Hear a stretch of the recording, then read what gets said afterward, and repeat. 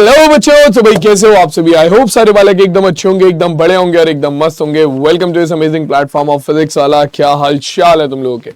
Hello hello hello hello hello, good evening good evening good evening good evening good evening. और आज अपने इस बिल्कुल नए हेयर स्टाइल के साथ हम तुम्हें बिल्कुल एक नया चैप्टर कराने वाले हैं जिनका नाम है पृष्ठीय क्षेत्रफल और आयतन। लास्ट क्लास में हमने सांख्यिकी पढ़ा था, उसका एक टॉपिक बचा हुआ है बारंबारता बहुभुज। तो पहले हम उसे कवर करेंगे और उसके बाद पृष्ठीय क्षेत्रफल और आयतन को शुरू करेंगे। और भाई देखो, आज की जो हमारी क्लास है वो नीव बैच की यूपी बोर्ड वाले बच्चों के लिए आखिरी क्लास होगी, क्योंकि इस चैप्टर के साथ हमारा सिलेबस जो है वो खत्म हो जाएगा। ठीक है, हाँ जी, ये लास्ट चैप्टर है। काफी बढ़िया बैच था तुम लोगों का, बहुत मजा आया तुम लोगों को पढ़ाने में। तुम में से बहुत सारे बच्चों ने मुझे पहली बार देखा था और बहुत मतलब तुम लोगों ने सपोर्ट दिया। आई होप तुम लोगों को भी मुझसे पढ़ने में उतना ही मजा आया होगा। ठीक है, एंड प्लीज प्लीज प्लीज, ठीक है, जो क्वेश्चंस मैंने क्लासेस में कराए हैं उनकी प्रैक्टिस जरूर करना, तुम लोगों के एग्जाम में वो बहुत काम आएंगे। एंड बाकी तुम लोगों से नेक्स्ट क्लास में तो मिलेंगे ही, 10th क्लास में। अब तुम बड़े हो जाओगे, अब तुम 10th क्लास में आ जाओगे, फिर तुम बोर्ड्स के एग्जाम पहली बार दोगे, पहली बार बोर्ड के एग्जाम की तैयारी करोगे। तो आई होप तुमने क्लास 9th में जो भी पढ़ा है, मैं बता देता हूं, क्लास 9th में तुम जो कुछ भी पढ़ रहे हो मैथ्स के रिगार्डिंग, तो सब कुछ क्लास 10th में काम आएगा, सब कुछ। इवन हमारा जो चैप्टर है पृष्ठीय क्षेत्रफल आयतन, इसमें तुम ये समझ लो कि आपके पास 4 या 5 एक्सरसाइज हैं एनसीईआरटी के अकॉर्डिंग। क्लास 10th का जो चैप्टर है पृष्ठीय क्षेत्रफल आयतन, हाँ क्लास 10th में भी इसी नाम से सेम चैप्टर है पृष्ठीय क्षेत्रफल आयतन, वो ये समझ लो इसकी आगे की ही एक्सरसाइज है। मतलब अगर इस चैप्टर में 5 एक्सरसाइज हैं तो 5 एक्सरसाइज के बाद की जो 2 एक्सरसाइज हैं, छठी और सातवीं, वो क्लास 10th में डाल दी है इन्होंने, बस और कुछ नहीं है। यहां पर जो तुम सूत्र पढ़ोगे उन सब का इस्तेमाल कैसे होता है डेली लाइफ में, वो तुम सीखोगे कहां पर, अपना क्लास 10th में। ठीक है, तो बहुत इंपॉर्टेंट, बहुत इंटरेस्टिंग और बड़ा ही प्यारा सा बढ़िया सा चैप्टर है। सो बिना किसी देरी के, बिना कोई टाइम गवाए सीधा स्टार्ट करते हैं चैप्टर को। ठीक है, पृष्ठीय क्षेत्रफल और आयतन। लेकिन उससे पहले हमारा जो एक टॉपिक बचा हुआ है बारंबारता बहुभुज, उसे हम क्लियर कर लेते हैं, है ना। तो भैया देखो, मैंने लास्ट क्लास में आंकड़ों को किसके रूप में, आंकड़ों को हमने दर्शाना सीखा था। कैसे हमने आंकड़ों को दर्शाना सीखा था, कैसे भैया, हमारा आलेख के रूप में, जिसमें हमने 2 चीजें पढ़ी थी मेनली। पहली कौन सी थी, पहली थी हमारा दंड आलेख, जो कि जब हमें खाली हमारा आंकड़े और बारंबारता दी हुई होती है तब इस्तेमाल किया जाता है। और दूसरी चीज पढ़ी थी हमने आयत चित्र। ठीक है, आयत चित्र हमारा तब इस्तेमाल किया जाता है जब वर्ग अंतराल दिया जाता है। अब आयत चित्र से ही बनता है बारंबारता बहुभुज, आयत चित्र से ही बनता है बारंबारता बहुभुज। ठीक है, जैसे कि बारंबारता बहुभुज बनाने का 2 तरीका है। पहला, आयत चित्र से बना सकते हो, दूसरा आप बारंबारता बहुभुज को डायरेक्ट भी बना सकते हो। मैं दोनों समझा देता हूं। जैसे कि मान लो आपको वर्ग अंतराल दिया हुआ है,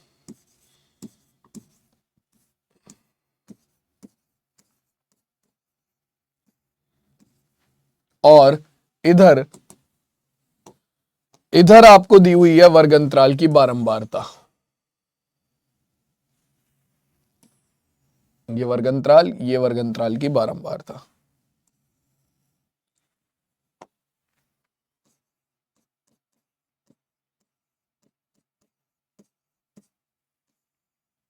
ठीक है, तो वर्ग अंतराल मान लो हो गया आपका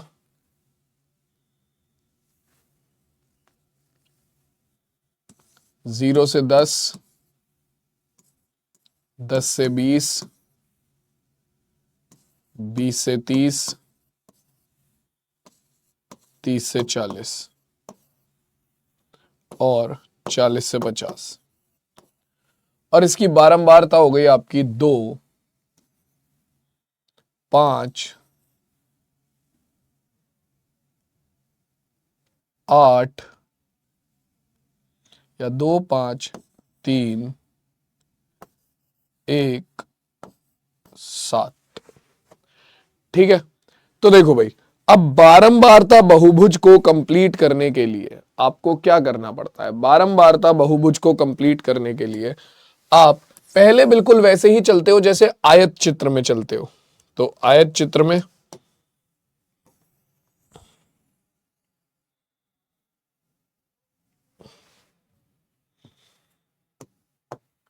आयत चित्र के लिए हम क्या करते हैं, एक तरफ हम बारंबारता रखते हैं, दूसरी तरफ हम वर्ग अंतराल रखते हैं। तो एक्स अक्ष पर वर्ग अंतराल ले लेते हैं। सबसे पहले आ गया 0, फिर आ गया 10, फिर आ गया 20, फिर आ गया 30, फिर आ गया 40, 50, 60। ठीक है, अब इसके बाद बारंबारता इधर ले लेता हूं मैं। तो 1, 2, 3, 4, 5, 6, 7, 8। ठीक है, तो सबसे पहली बारंबारता है 0 से 10 वाले वर्ग अंतराल की 2। तो आयत चित्र से आप बारंबारता बहुभुज कैसे बनाओगे, उससे पहले मैं आयत चित्र बता रहा हूं। तो 0 से 10 के लिए आयत चित्र बनेगा ऐसे, ये लो भाई, 0 से 10 की बारंबारता है 2, तो ये बन गया 0 से 10 का आयत चित्र। ठीक है, 0 से 10 का आयत चित्र, ये हो गया 0 से 10 का आयत चित्र। इसके बाद 10 से 20 की बारंबारता है 5, तो 10 से 20 का आयत चित्र ये हो गया। 10 से 20 की बारंबारता है 5, तो ये हो गया 10 से 20 का आयत चित्र। और तुम्हें पता है इन आयतों की जो लंबाई होगी, मतलब जो चौड़ाई होगी, लंबाई तो निर्भर करेगी किस पर, लंबाई तो निर्भर करेगी बारंबारता पर। इनकी जो चौड़ाई होगी वो कैसी होगी, वो आपकी हमेशा बराबर होगी। दो आयतों की जो चौड़ाई होगी वो बराबर होगी। ठीक है, इसके बाद अगला आ गया आपका क्या, 20 से 30 की बारंबारता है 3।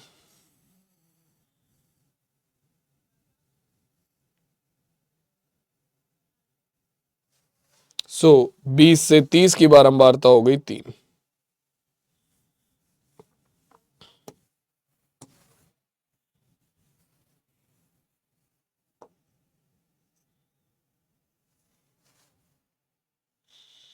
ठीक है, फिर 30 से 40 की बारंबारता हो गई 1।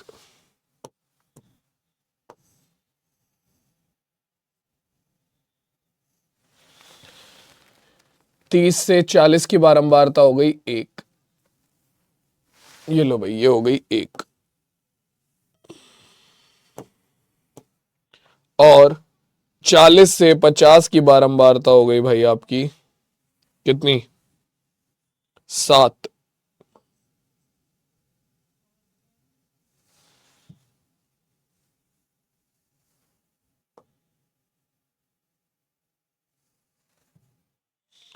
चालीस से 50 की बारंबारता हो गई 7, तो 40 से 50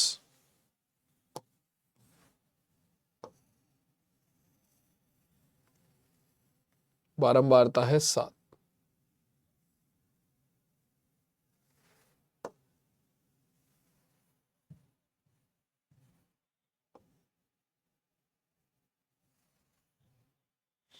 ठीक है, अब देखो, तो ये बन गया आपका क्या, ये बन गया आपका बारंबारता बहुभुज। सॉरी, ये बन गया आपका क्या, ये बन गया आयत चित्र। ये क्या बन गया, ये बन गया आयत चित्र। ठीक है, अब अगर आपको बारंबारता बहुभुज बनाना है तो आपको कुछ नहीं करना। ये जो आयत चित्र आपने बनाया है, ये जो आयत चित्र आपने बनाया है, इसके अंदर कुछ मत करो।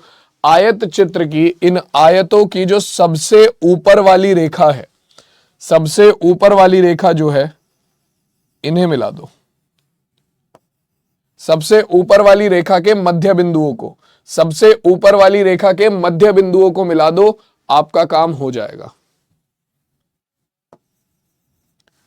Q R S T. अब जैसे ही तुम इन्हें मिलाओगे,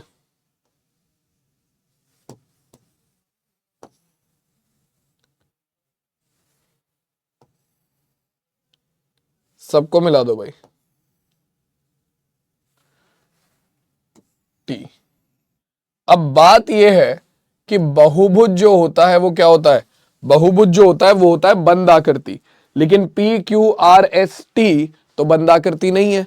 तो आपको क्या करना है, आपको जितना वर्ग अंतराल दिया हुआ है उसमें सबसे पहले वाले वर्ग अंतराल से पहले एक और वर्ग अंतराल लेना पड़ेगा। यानी कि आपको इसे बंद करने के लिए सबसे पहले वाले वर्ग अंतराल में से एक और वर्ग अंतराल लेना पड़ेगा भाई।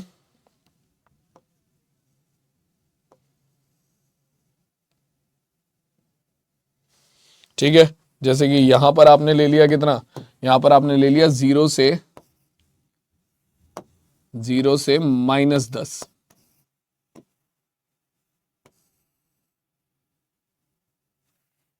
ठीक है, यहां पर आपने ले लिया 0 से -10।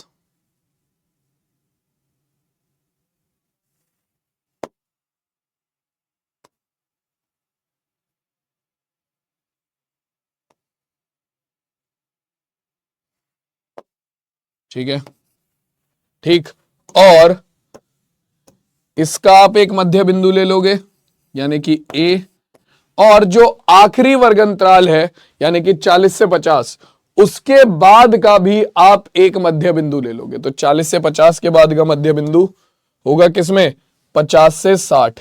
तो 50 से 60, 40 से 50 के बाद का वर्ग अंतराल है 50 से 60, इसका भी आप क्या करोगे, मध्य बिंदु ले लोगे और इन्हें जोड़ दोगे। तो जोड़ दो भाई, जोड़ो, इन्हें जोड़ो। तो आप P को B से जोड़ दो। ठीक है, और आप जब P को A से जोड़ोगे तो P को A से जोड़ते हुए आपको बस क्या रखना है, आपको, क्योंकि ये नेगेटिव साइड में लेकर जाना है, तो ये नेगेटिव साइड में जा रहा है तो आपको इसे नेगेटिव साइड में लेकर जाने की जरूरत नहीं है, आप बस इसे यहीं पर कंप्लीट कर दोगे, बस ये यहीं पर कंप्लीट हो जाएगा। इस बिंदु को मैं बोल देता हूं क्या, O। ठीक है, ये बिंदु हो गया O। तो हमारा बारंबारता बहुभुज O, बल्कि O से तो हम मूल बिंदु को दर्शाते हैं ना, तो इसे हम ले लेते हैं N।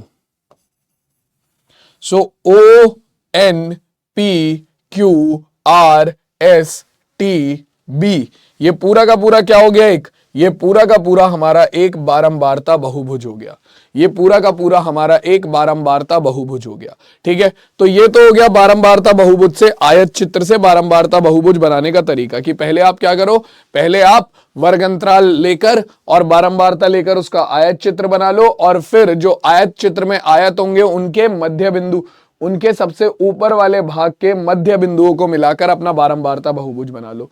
दूसरा तरीका क्या है इसी का, जिसमें आप इसे बिना बारंबारता बहुभुज के बना सकते हो, मतलब बिना आयत चित्र के बना सकते हो। कैसे, देखो भाई, बिना आयत चित्र के बनाने का तरीका क्या है, बिना आयत चित्र के बनाने का तरीका यह है कि आप क्या करो, आपके जो भी वर्ग अंतराल दिए हुए हैं उनके लिए आप निकालो वर्ग चिन्ह। क्या निकालो भाई, वर्ग चिन्ह। अब सर ये वर्ग चिन्ह क्या होता है, वर्ग चिन्ह होता है वर्ग अंतराल के बिल्कुल बीच की माप।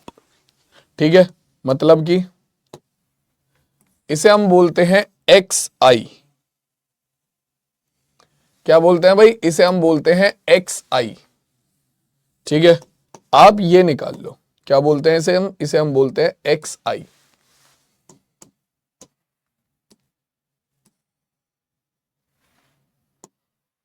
ये होता है एक्स आई, इसे बोला जाता है वर्ग चिन्ह। किसी भी वर्ग अंतराल के लिए वर्ग चिन्ह आप निकाल सकते हो। इसका सूत्र क्या होता है, इसका सूत्र होता है वर्ग अंतराल की ऊपरी सीमा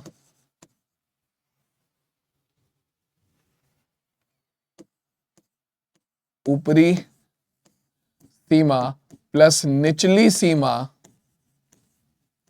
बटे 2, ऊपरी सीमा प्लस निचली सीमा बटे 2। तो सबसे पहला वर्ग अंतराल 10 से 0, तो 10 प्लस 0 बटे 2 कितना आ गया, 10 प्लस 0 10 बटे 2 यानी कि 5।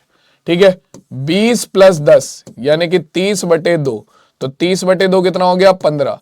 आपका 30 प्लस 20 बटे 2, 30 प्लस 20 कितना हो गया? 50 बटे 2 25।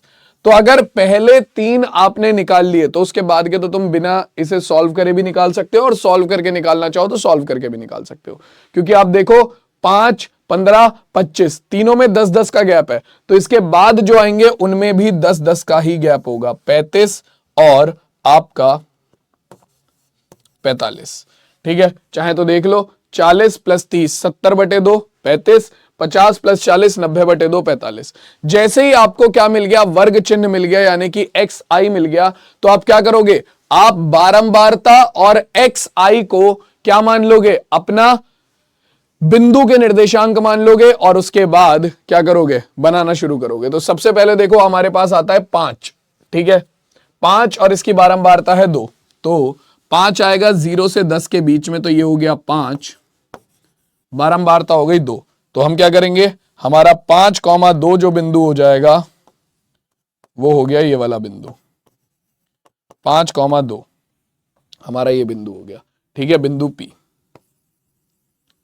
दूसरा अगला बिंदु 15,5, तो 15 आ गया 10 और 20 के बीच में 15, ठीक है, यहां से एक लंब डालेंगे, 15 से एक लंब डाला, ठीक है, और 5 से एक लंब डाला, जहां पर दोनों एक दूसरे को काटेंगे वो बिंदु हो गया हमारा Q, 15,5। उसके बाद अगला बिंदु है 25,30, तो 25 हो गया 20 और 30 के बीच में, 25, कितना? 3, तो आप 3 से एक लंब डालोगे और 25 से एक लंब डालोगे, तो यह हो गया 25,3, ठीक है।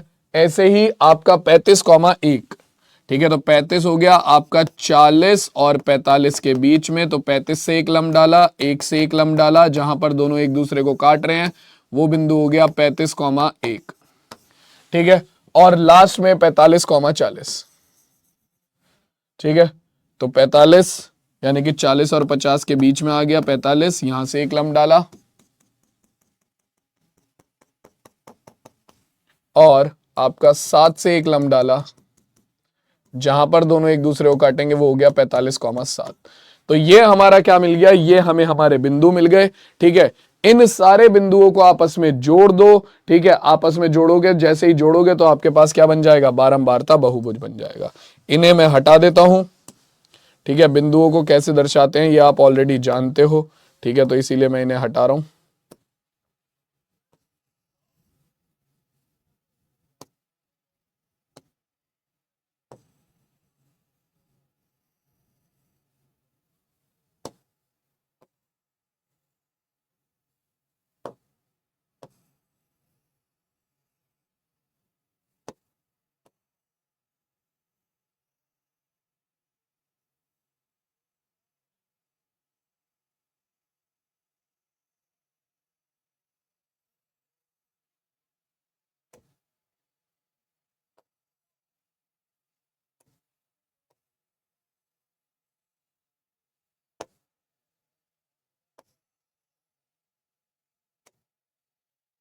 ठीक है भाई,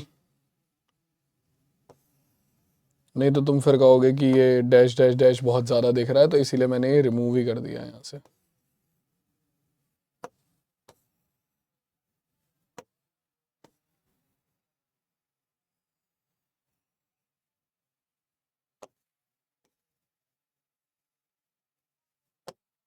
ये लो, ठीक है, तो इस तरीके से तुम क्या करोगे? अपना बारंबारता बहुभुज को पूरा कर लोगे, ठीक है। और याद रखना है, बारंबारता बहुभुज पूरा नहीं होगा जब तक जो आखिरी वर्ग अंतराल है उसके बाद वाले वर्ग अंतराल में आप क्या, आखिरी वर्ग अंतराल है 40 से 50, तो उससे बाद वाला जो वर्ग अंतराल होगा वो 50 से 60 होगा, उसका मध्य बिंदु कितना आएगा? वो आएगा 55। 50 प्लस 60 110 बटे 2 यानी कि 55। तो अगला बिंदु लेंगे 55 और उसकी बारंबारता लेंगे 0, और ऐसे ही सबसे पहले वाले वर्ग अंतराल से पहले यानी कि 0 से 10 से पहले, तो ये होगा -10 से 0, तो 0 प्लस -10 -10 -10 बटे 2 यानी कि -5, ये दो बिंदु भी आपको लेने पड़ेंगे बारंबारता बहुभुज को कंप्लीट करने के लिए, ठीक है। और बस इन सब बिंदुओं को आपस में मिला दोगे तो आपके पास आपका बारंबारता बहुभुज तैयार हो जाएगा। तो ये हो गया आपका बारंबारता बहुभुज खत्म, सांख्यिकी वाला चैप्टर खत्म। अब इसके बाद स्टार्ट होता है हमारा सीधा क्या, हमारा जो टॉपिक है जिसका नाम है पृष्ठीय क्षेत्रफल आयतन। तो ज्यादा टाइम ना लगाते हुए पृष्ठीय क्षेत्रफल आयतन की बात करते हैं। तो भैया देखो, हमें समझना है कि ठोसों का पृष्ठीय क्षेत्रफल क्या होता है, ठोसों का आयतन क्या होता है। ऑलरेडी क्लास 8th में आपने घनाभ और घन के पृष्ठीय क्षेत्रफल के बारे में पढ़ा है और आयतन के बारे में भी पढ़ा है। आज की क्लास में हम घन और घनाभ के पृष्ठीय क्षेत्रफल के अलावा और 3 आकृतियों के पृष्ठीय क्षेत्रफल और आयतन के बारे में बात करेंगे, ठीक है।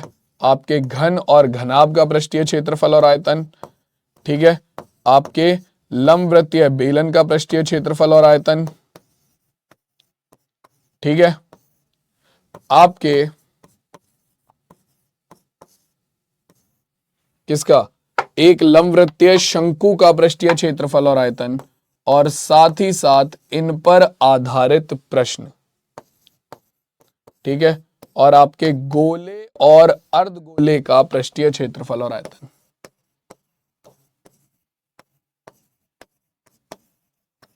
अब देखो स्टार्ट करते हैं भाई इस चैप्टर को। तो सबसे पहली चीज हमारे पास आती है कि ठोस क्या होते हैं। अब भैया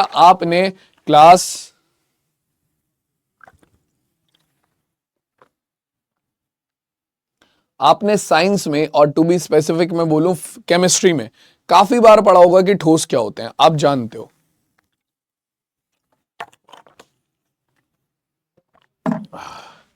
जिसमें आपके अणु जो हैं वो उनके बीच की दूरियां बहुत कम होती हैं, उन्हें हम ठोस कहते हैं, है ना। द्रव में थोड़ी ज्यादा दूरी होती है और गैस में तो बहुत ही ज्यादा दूरी होती है, ठीक है।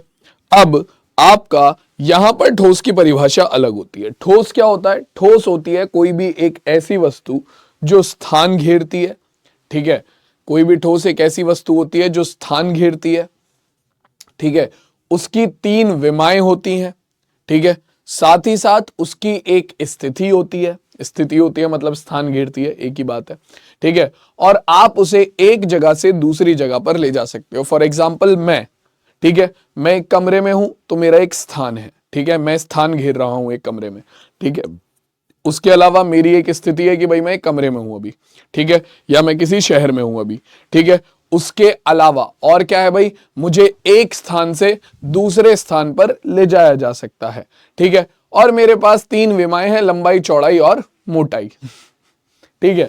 सो क्या होता है भाई, यही आपका ठोस होता है। इसका मतलब आप भी क्या हो, आप भी ठोस हो, क्योंकि आप अपने कमरे में बैठे हुए एक स्थान घेर रहे हो। मम्मी कहती रहती है बेड पे पड़ा रहता है, पूरी जगह घेर रखी है, ठीक है। इसका मतलब तुम अपने कमरे में हो तो तुम अपना स्थान घेर रहे हो, ठीक है। तुम्हारी एक स्थिति है कि तुम कमरे में बेड पे हो, ठीक है। तुम लोग क्या कर रहे हो, तुम्हारी भैया लंबाई, चौड़ाई, ऊंचाई है, ठीक है। और इसका मतलब तुम क्या हो, तुम एक ठोस हो। तुम क्या हो, तुम एक ठोस हो, ठीक है। तो अब ऐसे ही कुछ ठोसों के बारे में जो कि हमारे डेली लाइफ में बहुत ज्यादा इस्तेमाल होते हैं, उनके बारे में हमें पढ़ना है, ठीक है। हमारी जो द्विविमीय आकृति होती है, द्विविमीय आकृति और त्रिविमीय आकृति में क्या फर्क है, देखो भाई। हमारी जो द्विविमीय आकृति होती है, ठीक है, वो पेपर पे आराम से बनाई जा सकती है। जैसे मैंने वृत्त बना लिया, या मैंने त्रिभुज बना दिया, या मैंने चतुर्भुज बना दिया। ये क्या है, ये द्विविमीय आकृति है, इन्हें पेपर पे आराम से बनाया जा सकता है। लेकिन आपके जो ठोस होते हैं उन्हें पेपर पे आप डायरेक्टली बड़े आराम से नहीं बना सकते, ठीक है। ठोस यानी कि आपका त्रिविमीय ज्यामिति, जिसमें लंबाई और चौड़ाई के अलावा ऊंचाई भी होती है, ठीक है। आपको एक बॉटल को मैं पेपर पे बनाने को दे दूं, आप नहीं बना पाओगे। आप उसका थोड़ा सा एक 2D इमेज बना दोगे, ठीक है, द्विविमीय, आपको उसका चित्र बना दोगे, लेकिन आप उसका 3D इमेज नहीं बना पाओगे, ठीक है। तो भैया ऐसे ही आपकी जो आकृतियां होती हैं उन्हें ठोस बोला जाता है। अब जैसे कि आपके 2D आकृति में क्षेत्रफल होता है, वैसे ही ठोस आकृतियों में 2 चीजें होती हैं। एक होता है आप इसका पृष्ठीय क्षेत्रफल, पृष्ठीय क्षेत्रफल, और दूसरा होता है आयतन, ठीक है। तो पृष्ठीय क्षेत्रफल क्या होता है, पहले आपको यह समझना पड़ेगा। किसी भी चीज का पृष्ठीय क्षेत्रफल क्या होता है ये आपको समझना पड़ेगा। जैसे ही आपको पृष्ठीय क्षेत्रफल क्या होता है ये चीज समझ में आ जाएगी, उसके बाद तो सिर्फ फॉर्मूले याद करने हैं। ठीक है, तो देखो भाई, पृष्ठीय क्षेत्रफल क्या होता है किसी भी आकृति का? किसी भी आकृति का पृष्ठीय क्षेत्रफल होता है, किसी भी ठोस का पृष्ठीय क्षेत्रफल होता है उसकी जो बिल्कुल बाहर वाली बाउंड्री होती है ना, उसकी जो बिल्कुल एग्जैक्ट बाहर वाली जो बाउंड्री होगी, ठीक है, उसकी कुल आपका जो वो कुल जितनी भी मात्रा का उसका क्षेत्रफल है, ठीक है, वो उसका पृष्ठीय क्षेत्रफल होता है। फॉर एग्जाम्पल ये है, ये बॉटल, इसके ये जो बाहर वाली बाउंड्री है जिसे मैं छू पा रहा हूं, आप ऐसे भी समझ सकते हो किसी भी ठोस के जिस भाग को आप छू पाते हो वो उसका पृष्ठ होता है। ठीक है, और उसका कुल मान ही पृष्ठीय क्षेत्रफल कहलाता है। जैसे इस बॉटल के जिस भाग को मैं छू सकता हूं, ये पूरा भाग, ये पूरा भाग, ये ढक्कन वाला भाग, ये ऊपर वाला भाग, ये नीचे वाला भाग, ये पूरा का पूरा क्या है, इसे मैं छू सकता हूं, तो ये क्या है, ये तुम्हारा पृष्ठीय क्षेत्रफल में आता है। ठीक है, अब जैसे कि ये है एक ग्लास है, अब इस ग्लास के इस बॉटल के अंदर वाले भाग को मैं छू नहीं सकता था क्योंकि ढक्कन लगा हुआ है, तो अंदर वाले भाग को मैं छू नहीं सकता। ठीक है, तो यानी कि इसके पृष्ठीय क्षेत्रफल में केवल ये वाला भाग आएगा। लेकिन अब इस ग्लास के बाहर वाले भाग को भी मैं छू सकता हूं, ये रहा, अंदर वाले भाग को भी मैं छू मतलब नीचे वाले भाग को भी मैं छू सकता हूं, ये रहा। ठीक है, और इसके अंदर वाले भाग को भी मैं छू सकता हूं, तो यानी कि इसके पृष्ठीय क्षेत्रफल में ये वाला पृष्ठ भी आएगा, ये वाला पृष्ठ भी आएगा, और ये जो अंदर वाला भाग है, ये खोखला है, ये भी, ये वाला पृष्ठ भी आएगा। तो किसी भी ठोस का वो भाग, या तो आप इसे ऐसे बोल सकते हो कि किसी भी ठोस का वो भाग जिसे आप छू सकते हो, या फिर जो भाग साफ साफ दिखाई देता है वो पृष्ठीय क्षेत्रफल में काउंट होता है। ठीक है भाई, समझ में आया सबको? जल्दी से बताओ, चमका कि नहीं चमका? हाँ जी, चमका कि नहीं चमका, जल्दी से बताओ। क्लियर है? ऐसे ही आयतन क्या होता है किसी भी चीज का? किसी भी चीज का आयतन तो बहुत ही सिंपल चीज है। देखो, तुम अपने कमरे में बैठे हो, ठीक है, तुम अपने कमरे में कोई जगह घेर रहे होगे, ठीक है, तो जितनी जगह तुम घेर रहे हो वो तुम्हारा आयतन है, बस यही है आयतन, खत्म, टाटा गुड बाय, गया।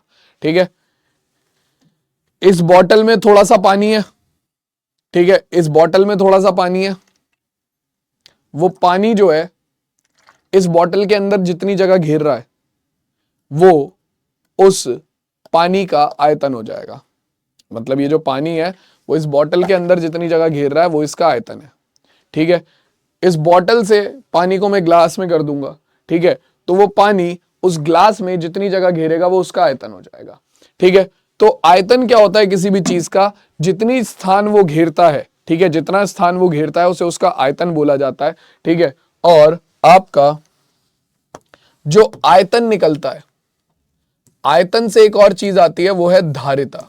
धारिता होती है किसी भी चीज की कि वो अपने अंदर कितनी क्षमता रखता है किसी चीज को धारण करने की। ठीक है, जैसे कि अगर मैं इस पानी की बात करूं, मतलब इस बॉटल की बात करूं, तो ये बॉटल अपने अंदर कितना पानी स्टोर कर सकती है वो उसकी धारिता है। मतलब ये बॉटल अपने अंदर कितना पानी रख सकती है वो इसकी धारिता है।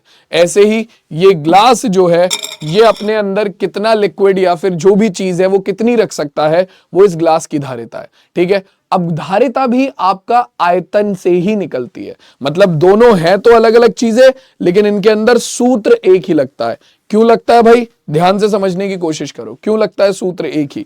क्योंकि देखो, जब आप किसी चीज को, मान लो मैंने कोई पानी लिया, इस ग्लास की धारिता क्या है? जितना पानी ये अपने अंदर रख सकता है। ठीक है, तो मैंने अगर इस ग्लास को पूरा का पूरा पानी से भर दिया, ठीक है, तो उस पानी का आयतन क्या होगा? जितनी जगह वो इस ग्लास के अंदर घेर रहा है। ठीक है, और इस ग्लास की धारिता क्या होगी? जितना पानी इस ग्लास के अंदर आ सकता है पूरा का पूरा। तो आपने पूरा भर दिया, तो पानी का जो आयतन होगा वो ग्लास की धारिता के बराबर हो जाएगा। अगर तुमने पूरा ग्लास ऊपर तक भर रखा है तो पानी का आयतन क्या है? जितनी जगह वो इस ग्लास में घेर रहा है। और ग्लास की धारिता क्या है? जितना पानी इस ग्लास में आ सकता है। ठीक है, तो यानी कि पानी का आयतन जो है वो ग्लास की धारिता के बराबर हो गया। अब पानी का आयतन निकलेगा कैसे? पानी को जैसे ही तुमने इस कप के अंदर, ग्लास के अंदर भरा, वो इसका आकार ले लेगा, क्योंकि पानी तो इसी का ही आकार ले लेगा। जब किसी चीज को तुम इसके अंदर भरोगे तो वो इसी का आकार ले लेगा। ठीक है, तो पानी का आयतन निकलेगा इस ग्लास के आयतन के सूत्र से। वो क्या होता है वो मैं अभी बताऊंगा। तो यानी कि अल्टीमेटली जो आपके ग्लास की धारिता होगी वो किसके बराबर हो जाएगी, वो ग्लास के आयतन के बराबर हो जाएगी। होते दोनों अलग अलग चीजें हैं, निकाले एक ही सूत्र से जाते हैं। ठीक है, दोनों चीजें अलग अलग होती हैं बट निकाली एक ही सूत्र से जाती हैं। तो इनके लिए मैं इस्तेमाल करता हूं कौन सी line, same same but different, है ना। तो ध्यान रखना, होते अलग अलग चीजें हैं बट सूत्र सेम ही इस्तेमाल कर लिए जाते हैं दोनों में।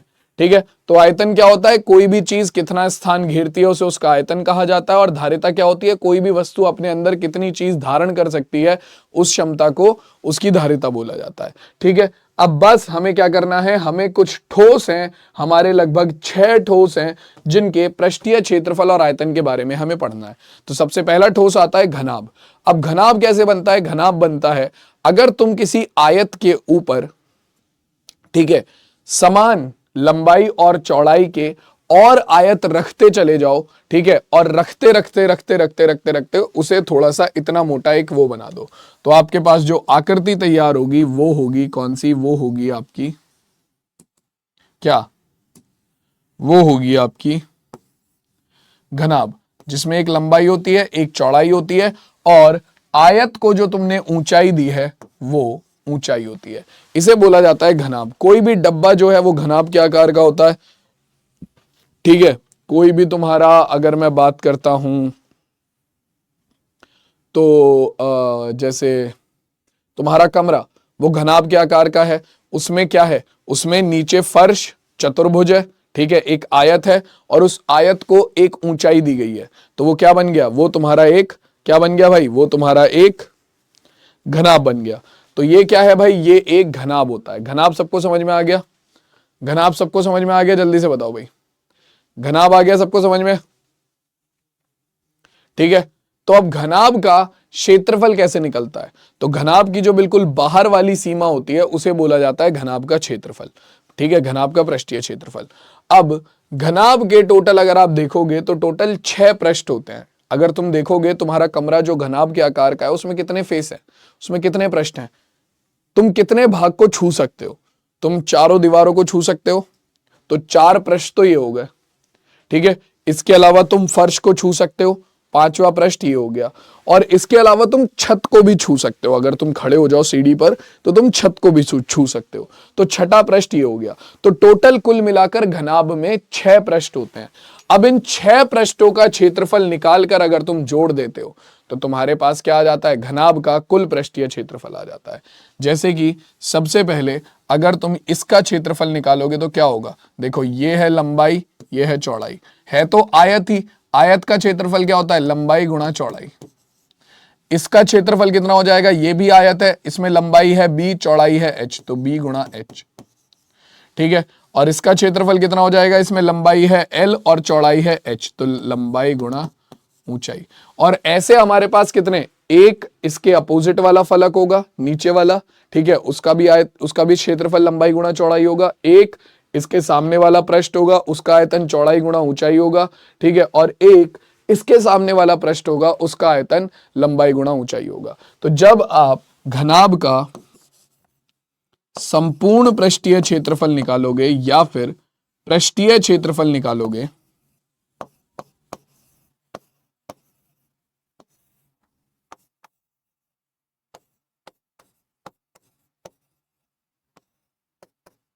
तो ये बराबर आएगा किसके, आपका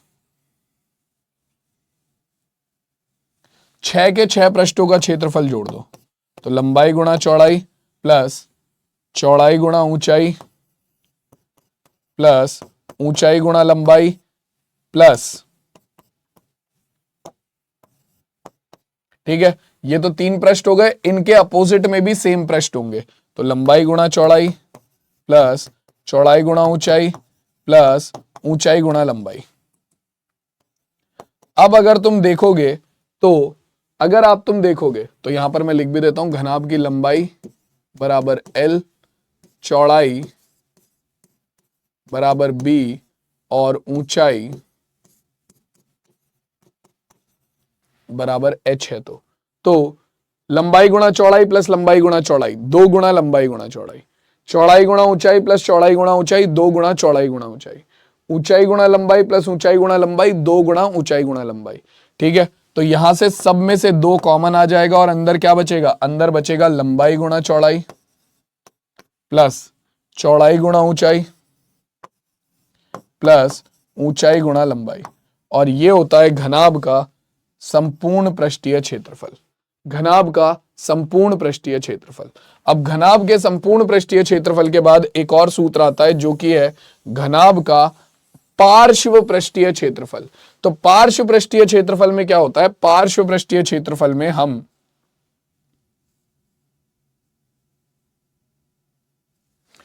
पार्श्व पृष्ठीय क्षेत्रफल में हम क्या करते हैं, पार्श्व पृष्ठीय क्षेत्रफल में हम केवल 4 दीवारों का क्षेत्रफल लेते हैं, हमारे ऊपर वाले पृष्ठ और नीचे वाले पृष्ठ का क्षेत्रफल नहीं लेते। केवल ये जो 4 दीवारें होंगी इनका क्षेत्रफल लेंगे, पहला, दूसरा, तीसरा और इसके सामने चौथा। ठीक है, तो पार्श्व पृष्ठीय क्षेत्रफल में केवल 4 दीवारों का क्षेत्रफल लिया जाता है, छत का और पृष्ठ का क्षेत्रफल नहीं लिया, मतलब छत का और फर्श का क्षेत्रफल नहीं लिया जाता पार्श्व पृष्ठीय क्षेत्रफल। तो पार्श्व पृष्ठीय क्षेत्रफल में आता है आपका चौड़ाई गुणा ऊंचाई, चौड़ाई गुणा ऊंचाई प्लस चौड़ाई गुणा ऊंचाई, तो 2 गुणा चौड़ाई गुणा ऊंचाई प्लस ऊंचाई गुणा लंबाई प्लस ऊंचाई गुणा लंबाई, यानी कि 2 गुणा ऊंचाई गुणा लंबाई। तो यहां से हम ऊंचाई को कॉमन ले सकते हैं और 2 को कॉमन ले सकते हैं। 2 कॉमन ले लिया और ऊंचाई कॉमन ले ली, तो यहां पर बचा b और यहां पर बचा l।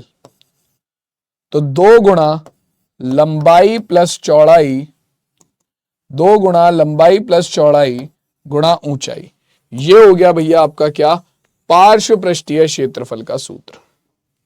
2 गुणा लंबाई, 2 गुणा लंबाई प्लस चौड़ाई गुणा ऊंचाई।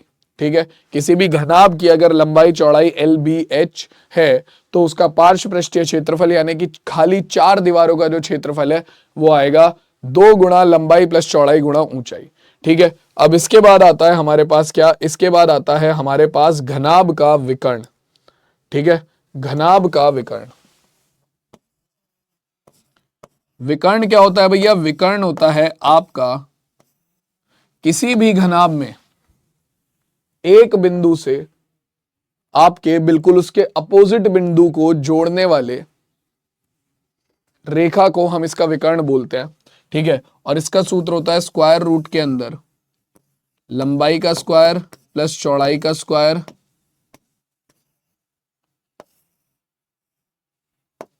प्लस ऊंचाई का स्क्वायर, ये होता है आपके विकर्ण का सूत्र।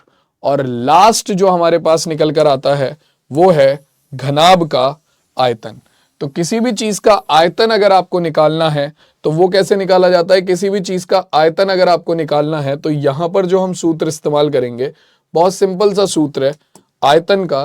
क्या, देखो भाई, किसी भी चीज का जो आयतन होगा वो बराबर होता है आधार का क्षेत्रफल गुणा ऊंचाई। आधार का क्षेत्रफल गुणा ऊंचाई। तो यहां पर आधार का क्षेत्रफल कैसा है, आधार है हमारे पास एक आयत, ठीक है, जिसकी लंबाई है l, चौड़ाई है b। तो आधार का क्षेत्रफल हो जाएगा आयत का क्षेत्रफल लंबाई गुणा चौड़ाई, और उसमें हम ऊंचाई से गुणा कर देंगे तो ऊंचाई कितनी है, ऊंचाई है h। तो भैया ये हो गया आपके घनाभ का आयतन, जिसका सूत्र होता है लंबाई गुणा चौड़ाई गुणा ऊंचाई। तो मतलब अगर आपके पास एक घनाभ है, अगर आपके पास एक घनाभ है, ठीक है, जिसकी लंबाई h, चौड़ाई b और ऊंचाई h है, तो वो कितना क्षेत्रफल घेरेगा, वो घेरेगा आपका लंबाई गुणा चौड़ाई गुणा ऊंचाई जितना पृष्ठीय क्षेत्रफल। क्लियर हो गई बात,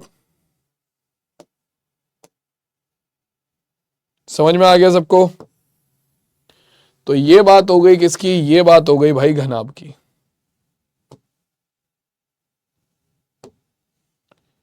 ये बात हो गई किसकी, ये बात हो गई घनाभ की। आगे बढ़ते हैं हम।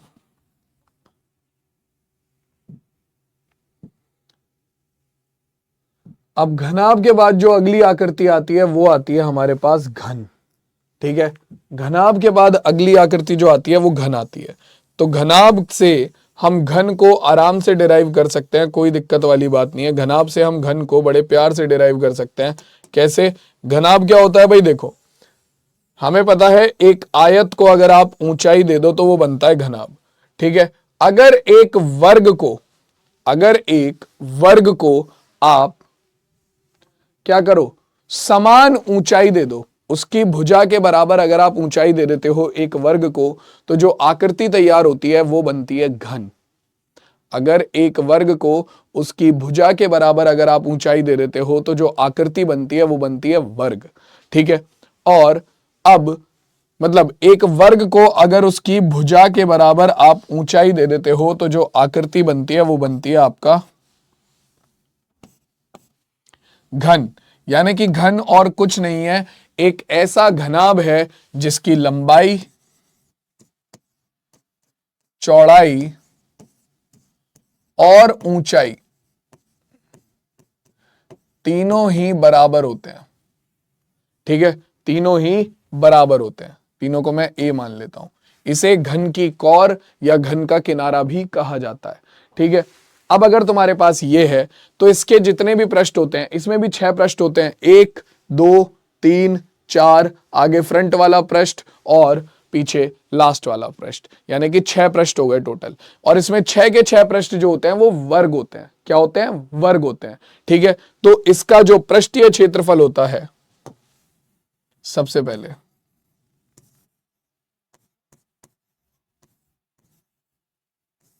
पृष्ठीय क्षेत्रफल, तो ये तुम चाहो तो घनाभ के सूत्र में लंबाई गुणा चौड़ाई गुणा ऊंचाई, लंबाई चौड़ाई और ऊंचाई की जगह पर ए रखकर भी निकाल सकते हो।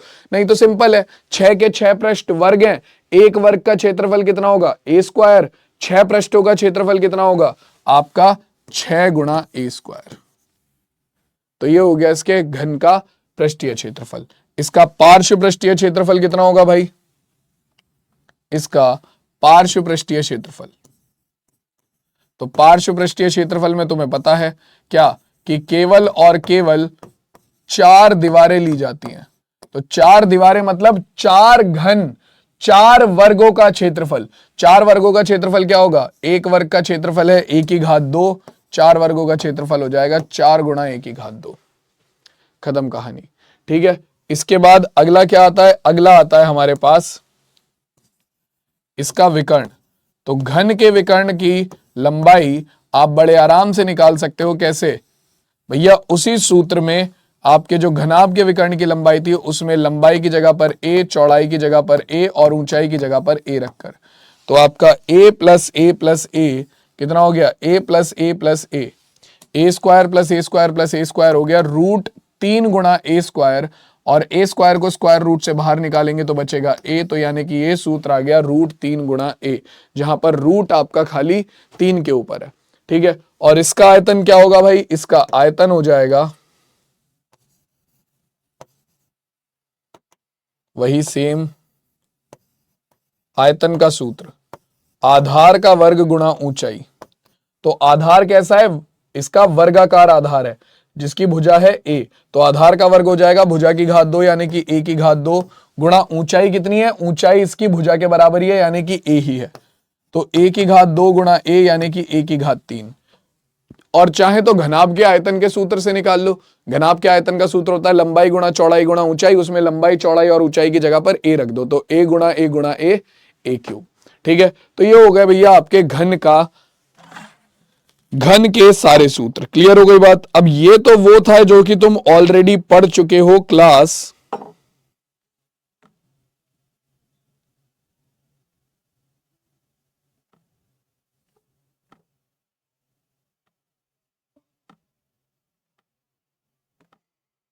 ये तो भाई वो था जो कि आप पढ़ चुके हो ऑलरेडी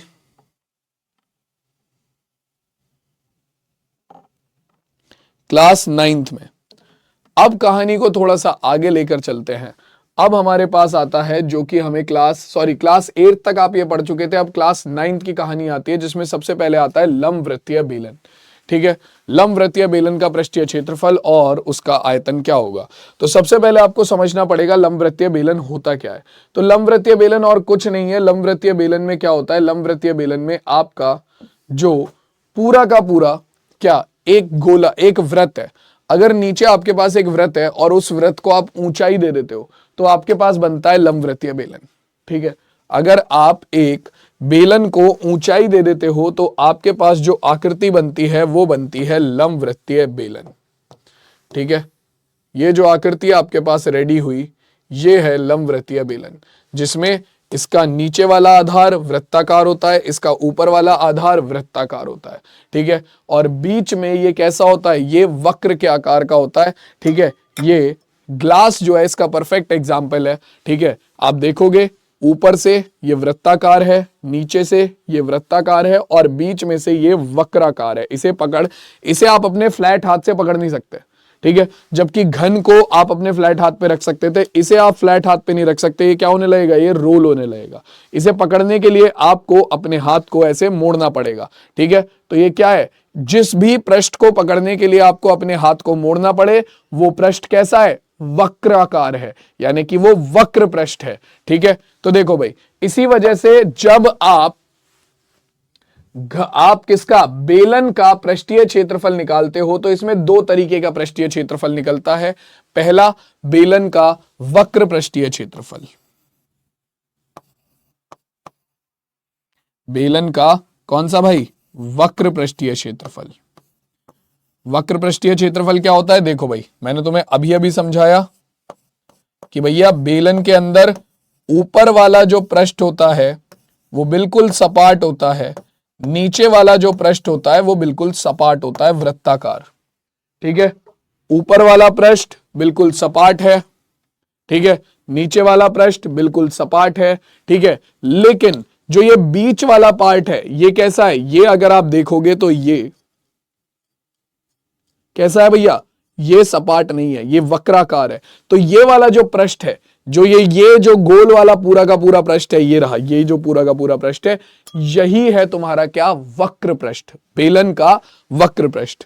ठीक है, ये क्या है, ये है बेलन का वक्र पृष्ठ। और ये कैसे निकलता है, देखो बेलन बनता कैसे है। अगर तुम एक शीट लेते हो, ठीक है, जिसकी लंबाई L और चौड़ाई H है, और उस शीट को तुम ऐसे फोल्ड कर देते हो, ठीक है, उस शीट को तुम ऐसे फोल्ड कर देते हो तो तुम्हारे पास बेलन बन जाता है।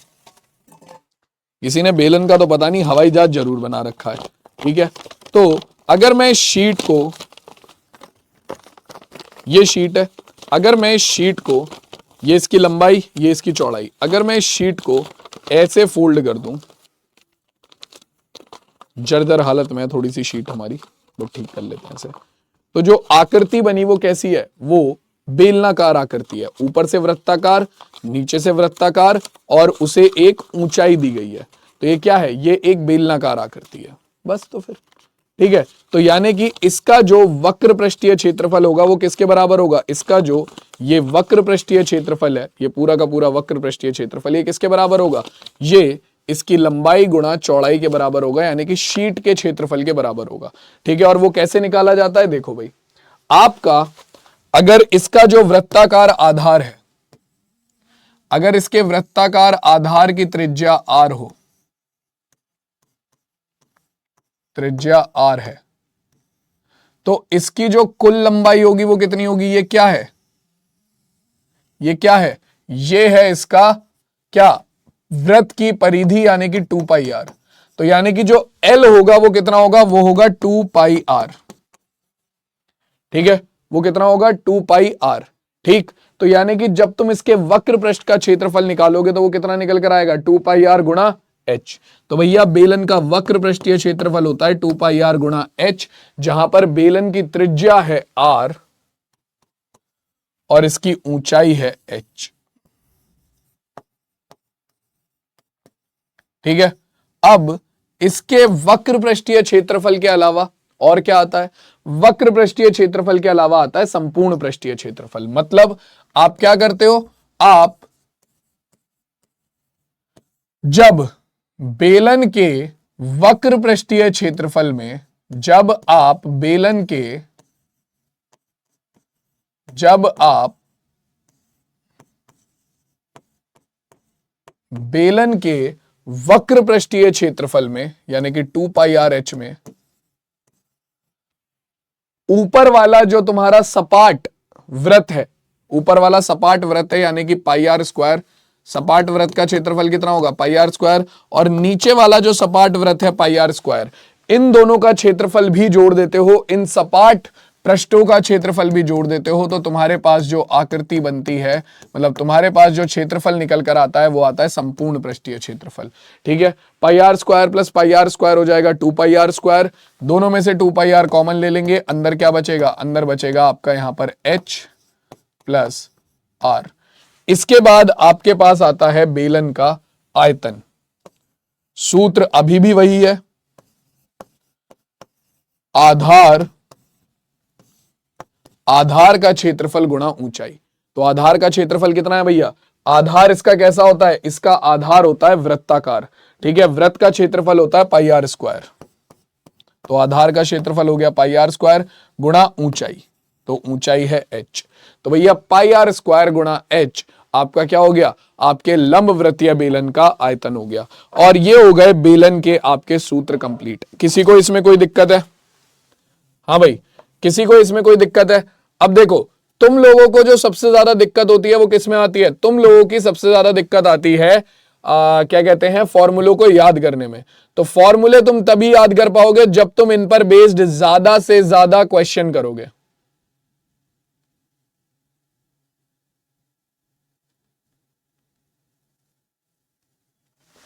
ठीक है, तो चलो अब आगे बढ़ते हैं, अब बात करते हैं लंब वृत्तीय शंकु की। तो लंब वृत्तीय शंकु के अंदर क्या आता है, लंब वृत्तीय शंकु के अंदर आती है भैया तुम्हारी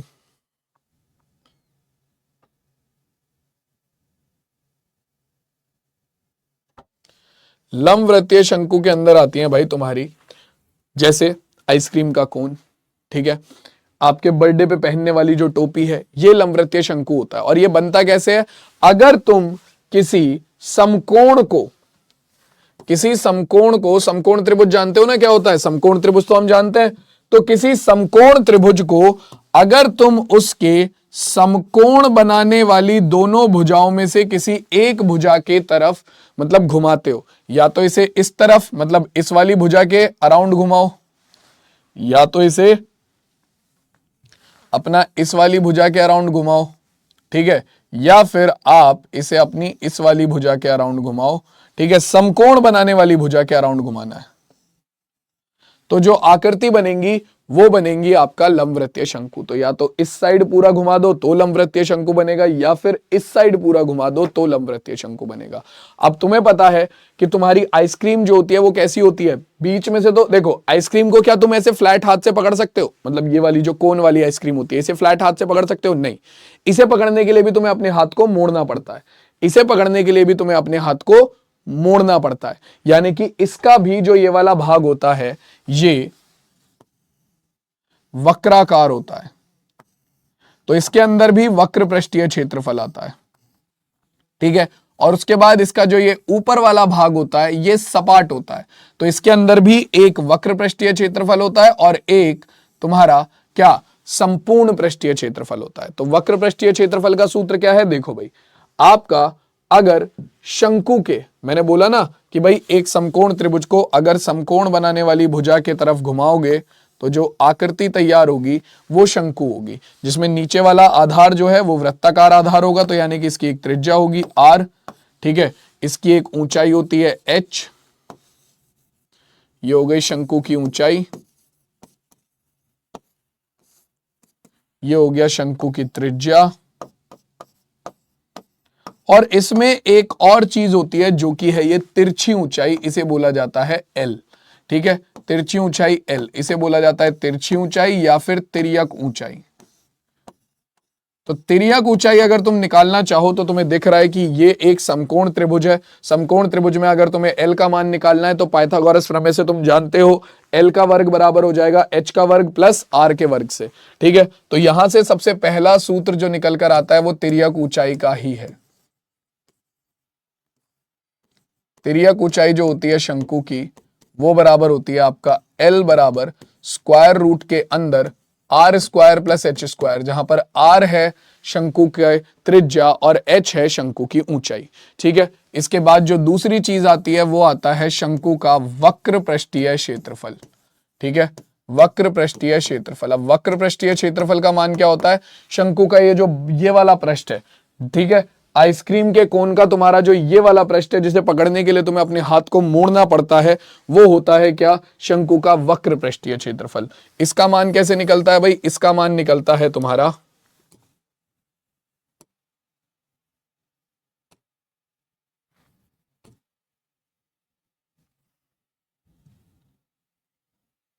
कैसे?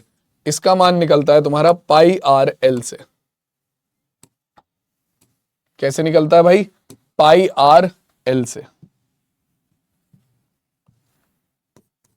पाई आर एल से।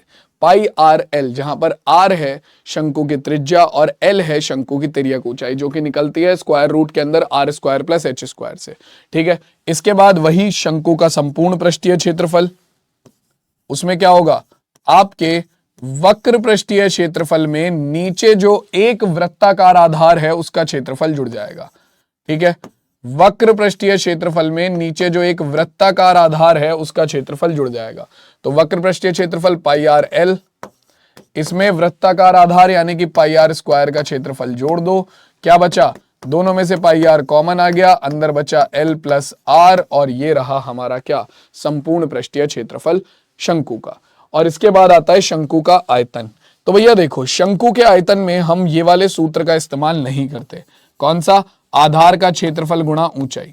ठीक है, इसमें क्या इस्तेमाल होता है? इसमें हम एक रेफरेंस लेते हैं। क्या? कि देखो, अगर मैं h आधार मतलब h ऊंचाई और r त्रिज्या वाले एक बेलन का आयतन निकालता हूं तो वो कितनी जगह घेरता है? वो घेरता है पाई आर स्क्वायर h जगह। ठीक है, तो एक शंकु जो है वो एक बेलन के मुकाबले, मतलब समान माप के यानी कि h ऊंचाई और r त्रिज्या के बेलन के मुकाबले आपके h ऊंचाई और r त्रिज्या का जो शंकु है वो बेलन के मुकाबले उसकी 1/3 जगह घेरेगा। ठीक है, ये आपको एक प्रयोग से निकालना पड़ता है। ठीक है, आप प्रयोग करोगे, प्रयोग तो यहां हम करेंगे नहीं। ठीक है, तो जो बेलन का आयतन होता है बेसिकली समान त्रिज्या और समान ऊंचाई के लिए शंकु का जो आयतन होता है वो बेलन के आयतन का 1/3 होता है, यानी कि 1/3 पाई आर स्क्वायर एच होता है। कितना होता है? 1/3 पाई आर स्क्वायर एच होता है। तो ये हो गए भैया तुम्हारे शंकु के सारे सूत्र। अब शंकु के बाद जो अगली चीज आती है वो है अर्धगोला। मतलब शंकु के बाद जो अगली चीज आती है वो है गोला। ठीक है, अब गोला जो है, गोला क्या होता है? गोला भैया ऐसी है, आपकी क्रिकेट वाली जो गेंद होती है उसे गोला कहा जाता है। वृत्त अलग चीज है, वृत्त हमारा एक द्विविमीय चित्र है। ठीक है, अगर मैं इसे कहीं किसी पेपर पे रख के और एक डिजाइन बना देता हूं तो वो बनेगा वृत्त। ठीक है, गोला होती है आपकी क्रिकेट वाली गेंद, टेनिस वाली गेंद, बास्केटबॉल, फुटबॉल, ये है गोला। ठीक है, अब जो गोला होता है,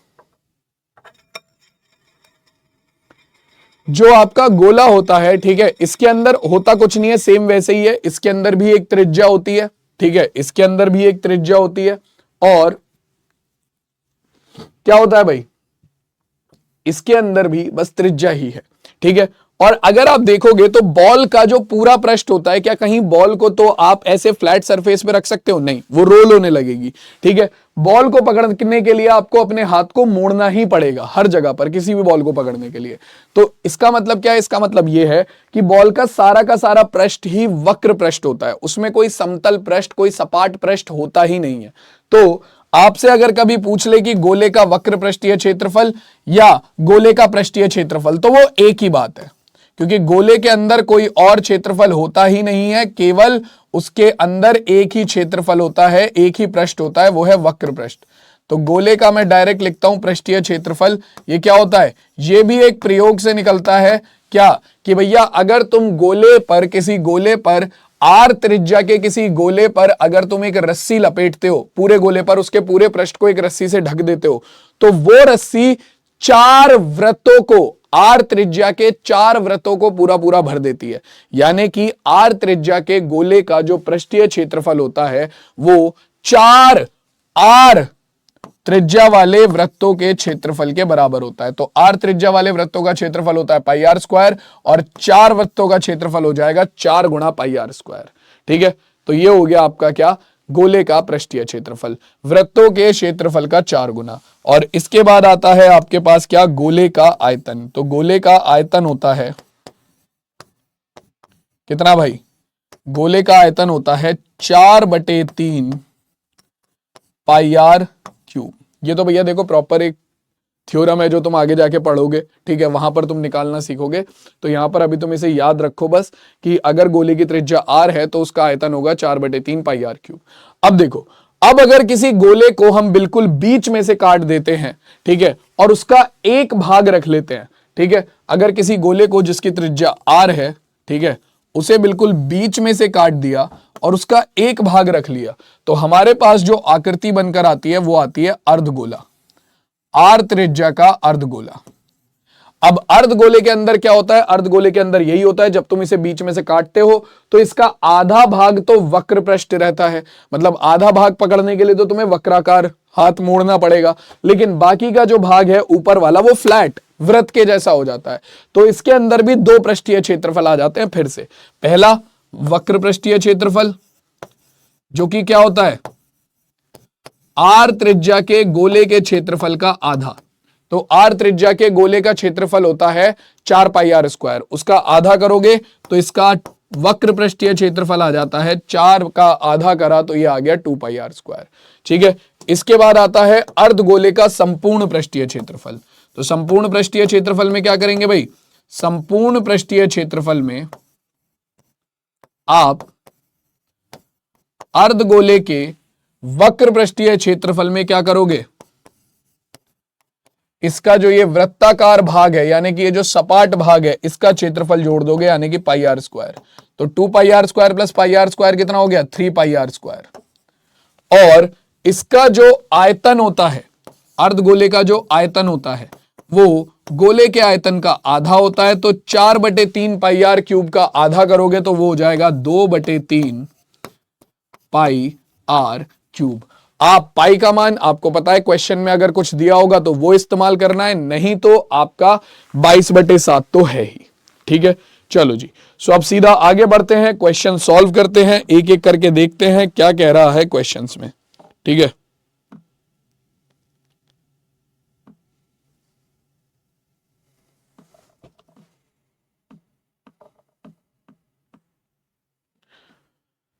चलो भाई, सो सबसे पहले क्वेश्चन से शुरू करेंगे, एक एक करके आगे बढ़ेंगे, सारे क्वेश्चंस को देखेंगे। ठीक है, आ जाओ भाई। तो हमसे कह रहा है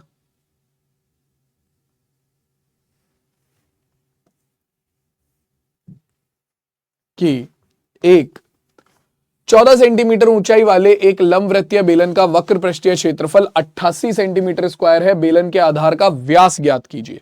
चलो भाई, तो सबसे पहले हमें यहां पर क्या दिया हुआ है, सबसे पहले हमें यहां पर दिया हुआ है बेलन की ऊंचाई।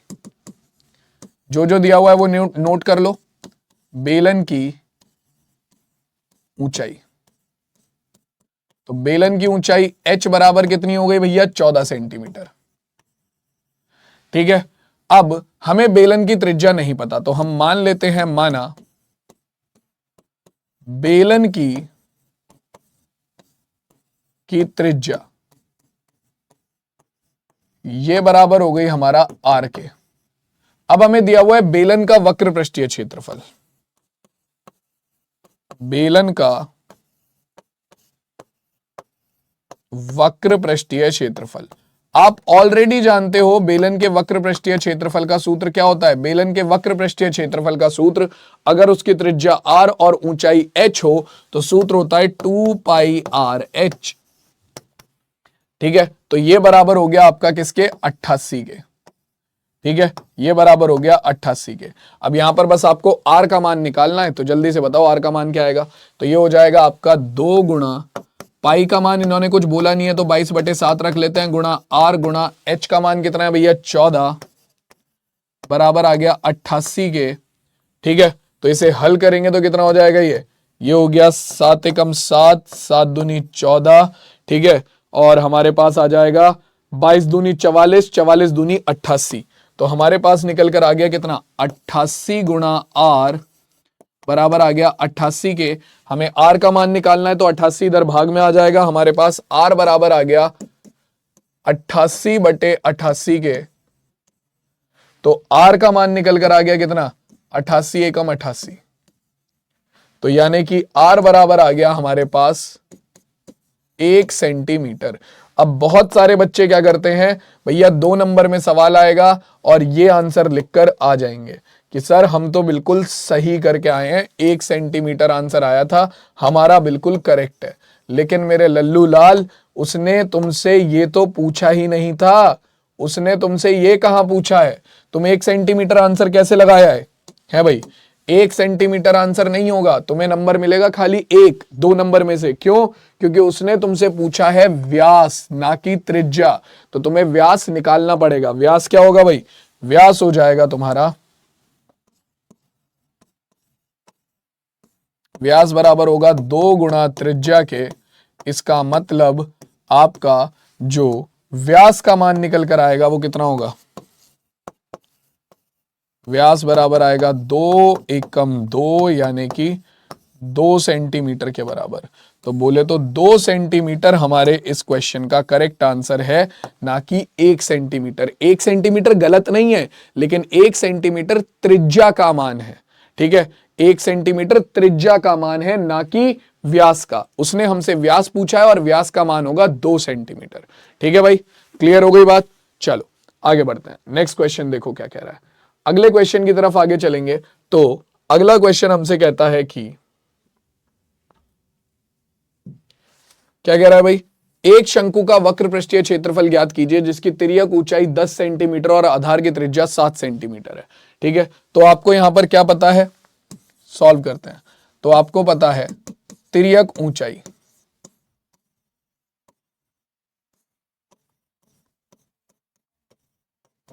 तिर्यक ऊंचाई हमारे पास कितनी है, तिर्यक ऊंचाई है हमारे पास L बराबर 10 सेंटीमीटर और शंकु की जो त्रिज्या है आधार की वो है हमारे पास R बराबर 7 सेंटीमीटर। ठीक है, इसका वक्र पृष्ठीय क्षेत्रफल कितना हो जाएगा, शंकु का वक्र पृष्ठीय क्षेत्रफल। क्या सूत्र होता है शंकु के वक्र पृष्ठीय क्षेत्रफल का, भाई इस क्वेश्चन में तो हमें डायरेक्टली ही दे रखा है, पाई आर एल होता है। ठीक है, पाई का मान कितना हो जाएगा 22/7, आर का मान कितना हो गया भाई 7 गुणा एल का मान हो गया 10। ठीक है, तो ये हो जाएगा आपके पास 7 एकम 7, 7 एकम 7, 10 एकम 10 गुणा 22। तो 10 गुणा 22 हो गया 220 सेंटीमीटर स्क्वायर। ये हो गया हमारे शंकु का वक्र पृष्ठीय क्षेत्रफल। ठीक है, ये हो गया शंकु का वक्र पृष्ठीय क्षेत्रफल। इसमें किसी को कोई दिक्कत है? चलो जी आगे देखो, अगला क्वेश्चन एक कह रहा है कि शंकु के आकार का एक तंबू 10 मीटर ऊंचा है, उसके आधार की त्रिज्या 24 मीटर है। ज्ञात कीजिए कि तंबू की तिर्यक ऊंचाई कितनी होगी और तंबू में लगे कैनवास की लागत 1 मीटर स्क्वायर कैनवास की लागत 70 रुपए है। तो ठीक है, तो सबसे पहले तिर्यक ऊंचाई निकालनी है। हमें क्या दिया हुआ है, हमें दिया हुआ है क्या, शंकु के आकार का एक तंबू 10 मीटर ऊंचा है, यानी कि शंकु की ऊंचाई दी हुई है 10 मीटर, उसके आधार की त्रिज्या 24 मीटर है, शंकु की त्रिज्या दी हुई है 24 मीटर। आपको क्या निकालना है, उसकी तिर्यक ऊंचाई निकालनी है। आप जानते हो तिर्यक ऊंचाई का सूत्र क्या होता है, L बराबर स्क्वायर रूट के अंदर R square plus H square. ठीक है, तो L बराबर स्क्वायर रूट के अंदर R यानी कि 24 का स्क्वायर प्लस 10 का स्क्वायर। ठीक है, तो L बराबर स्क्वायर रूट के अंदर 24 का स्क्वायर हो जाएगा 576 और 10 का स्क्वायर हो जाएगा कितना आपका, कितना 10 का स्क्वायर हो जाएगा 100। ठीक है, तो हमारे पास L का मान कितना आ गया निकल के भाई, L बराबर आ गया हमारे पास स्क्वायर रूट के अंदर 676। ठीक है, L का मान कितना निकल कर आ गया भाई, L का मान निकल कर आ गया स्क्वायर रूट के अंदर 676। इसमें किसी को कोई दिक्कत है, जल्दी से बताओ, यहां पर किसी को कोई दिक्कत है? ठीक है, तो 6×6 = 36, 25 का स्क्वायर 625 होता है, 676। हमारा एल का मान आ गया 26 सेंटीमीटर। तो एल आ गया, बल्कि 26 सेंटीमीटर नहीं, मीटर। 26 सेंटीमीटर नहीं, क्योंकि इन्होंने सारी चीजें मीटर में दी हुई हैं, तो ये होगा 26 मीटर। तो जैसे ही हमारे पास एल का मान आ गया, ठीक है। अब ये कह रहा है कि तंबू में कैनवास कितना लगेगा, कैनवास की लागत क्या होगी। तो तंबू में कैनवास कहां पर लगेगा, शंकुआकार तंबू है, तो तंबू में कैनवास कहां पर लगता है, पृष्ठ पर लगता है, क्योंकि अंदर तो लोग सोएंगे, अंदर तो भरोगे नहीं तुम कैनवास को, कहां पर लगाओगे, बाहर उसके पृष्ठ पर लगाओगे। तो यानी कि तंबू में टोटल कितना कैनवास लगेगा, जितना उसका पृष्ठीय क्षेत्रफल है। तो आप निकालोगे सबसे पहले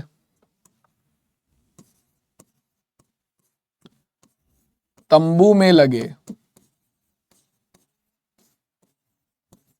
कैनवास का क्षेत्रफल, ये बराबर होगा शंकु के